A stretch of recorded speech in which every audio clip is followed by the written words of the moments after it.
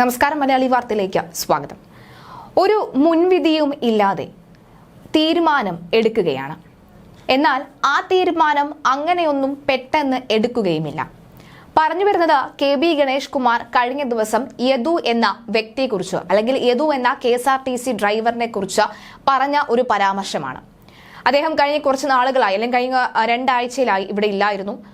അദ്ദേഹം ഇന്തോനേഷ്യയിലായിരുന്നു. ശേഷം വന്നതിൽ പിന്നെയാണ് ഈ ലൈസൻസുമായി ബന്ധപ്പെട്ടുള്ള തർക്കം നിലനിൽക്കുകയായിരുന്നു.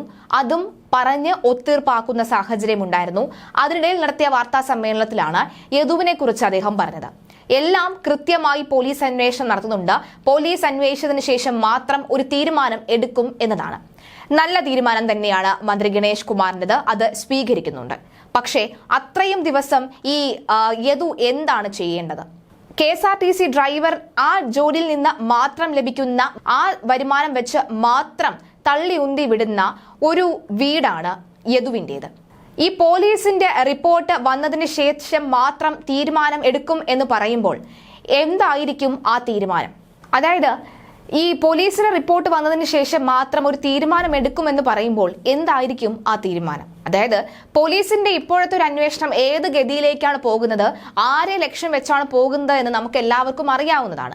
അതൊക്കെ അവിടെ ഇരിക്കട്ടെ. അപ്പോൾ എന്ത് തന്നെ റിപ്പോർട്ടായിരുന്നാലും യദുവിന്റെ പേരിൽ ഒരു നടപടി ഉണ്ടാകും, അല്ലെങ്കിൽ യദുവിന്റെ പേരിൽ എന്തെങ്കിലും ഒരു നടപടി എടുക്കാനുള്ള സാധ്യതയുണ്ട്. അതുവരെ എങ്കിലും ഈ മാറ്റി നിർത്താതെ യദുവിനെ ജോലിയിൽ കയറ്റിക്കൂടെ എന്ന ചോദ്യമാണ് പലരും ഉന്നയിക്കുന്നത്. കാരണം അദ്ദേഹത്തിന് അത്രയും ദിവസമെങ്കിലുമുള്ള വരുമാനം അല്ലെങ്കിൽ ആ ഒരു ചിലവ്, ഇനി സ്കൂൾ തുറക്കാൻ പോവുകയാണ്, ആ യദുവിന്റെ മകന് സ്കൂളിൽ പോകേണ്ടതുണ്ട്, പുസ്തകങ്ങൾ വാങ്ങേണ്ടതുണ്ട്, ബാഗുകൾ വാങ്ങേണ്ടതുണ്ട്, അങ്ങനെ നിരവധി ആവശ്യങ്ങളുണ്ട്. ഒരു സാധാരണ കുടുംബത്തിൽ ഇപ്പോൾ ഉള്ള ചെലവ് എന്തൊക്കെയായിരിക്കും നമുക്ക് ഊഹിക്കാവുന്നതേ ഉള്ളൂ. ആ കുടുംബം എങ്ങനെയായിരിക്കും കൊണ്ടുപോകുക, അല്ലെങ്കിൽ ആ കുടുംബം എങ്ങനെയായിരിക്കും ഇനി മുന്നോട്ട് പോകേണ്ട എന്ന ചോദ്യം മാത്രമാണുള്ളത്.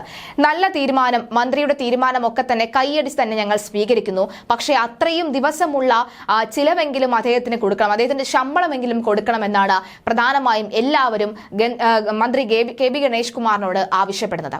എന്തായാലും മന്ത്രിയുടെ തീരുമാനം ഇതായിരുന്നു. ഈ ഉടൻ തന്നെ തീരുമാനമെടുക്കാൻ കഴിയില്ല, പോലീസ് റിപ്പോർട്ട് വന്നതിന് ശേഷം മാത്രമായിരിക്കും തീരുമാനം എന്നതാണ്. എന്തായാലും തൽക്കാലത്തേക്ക് യദുവിനെ ജോലിയിൽ നിന്ന് മാറ്റി നിർത്തിയിരിക്കുകയാണ്. ശമ്പളം ജോലി ചെയ്താൽ മാത്രമേ ലഭിക്കുകയുള്ളൂ, ദിവസക്കൂലിയാണ് ലഭിക്കുന്നത്. എന്തായാലും ആ ഒരു പ്രധാന വഴി മുട്ടിയിരിക്കുകയാണ്. മാത്രമല്ല കേസ് നടത്താനും വേണം ഒരു തുക.